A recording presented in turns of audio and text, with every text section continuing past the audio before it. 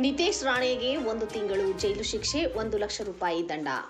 ಮಹಾರಾಷ್ಟ್ರ 2019ರಲ್ಲಿ ರಾಷ್ಟ್ರೀಯ ಹೆದ್ದಾರಿ ಪ್ರಾಧಿಕಾರದ ಇಂಜಿನಿಯರ್ ಮೇಲೆ ಕೆಸರು ಎರಚಿ ಕೆಸರಿನಲ್ಲಿ ನಡೆಯುವಂತೆ ಬಲವಂತಪಡಿಸಿದ ಪ್ರಕರಣದಲ್ಲಿ ಸಿಂಧುದುರ್ಗದ ಸೆಷನ್ಸ್ ನ್ಯಾಯಾಲಯವು ನಿತೇಶ್ ರಾಣೆ ಅವರಿಗೆ 1 ತಿಂಗಳ ಜೈಲು ಶಿಕ್ಷೆ ಮತ್ತು 1 ಲಕ್ಷ ರೂಪಾಯಿ ದಂಡ ವಿಧಿಸಿದೆ.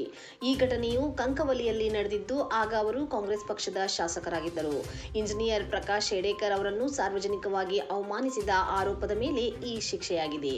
ಈ ಪ್ರಕರಣದಲ್ಲಿ ಶಿಕ್ಷೆಯಾದ ಬೆನ್ನಲ್ಲೇ ಮೇಲ್ಮನವಿ ಸಲ್ಲಿಸಲು ಅನುವಾಗುವಂತೆ ನ್ಯಾಯಾಲಯವು ಜೈಲು ಶಿಕ್ಷೆಯನ್ನು ಅಮಾನತಿನಲ್ಲಿಟ್ಟಿದೆ. 2025ರ ವಿವಾದಿತ ಹೇಳಿಕೆ.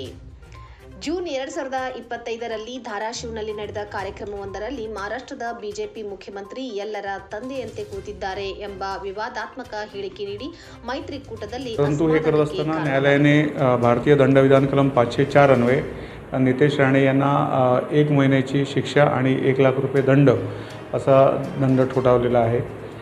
504 म्हणजे एखाद्या पब्लिक प्लेसमध्ये इन्सल्ट करून उद्युक्त करणे, लॉ अँड ऑर्डर सिच्युएशन निर्माण करणे अशा सेक्शनखाली त्यांना शिक्षा झालेली आहे आणि ती 1 महिन्याची शिक्षा आहे. परंतु न्यायालयामध्ये आम्ही लगेचच अर्ज केला आणि न्यायालयाने त्याला स्थगिती दिलेली आहे आणि त्याच्याविरुद्ध पुढील योग्य ती कायदेशीर कारवाई आम्ही लवकरच करू. जी घटना घडली त्या संदर्भात नितेश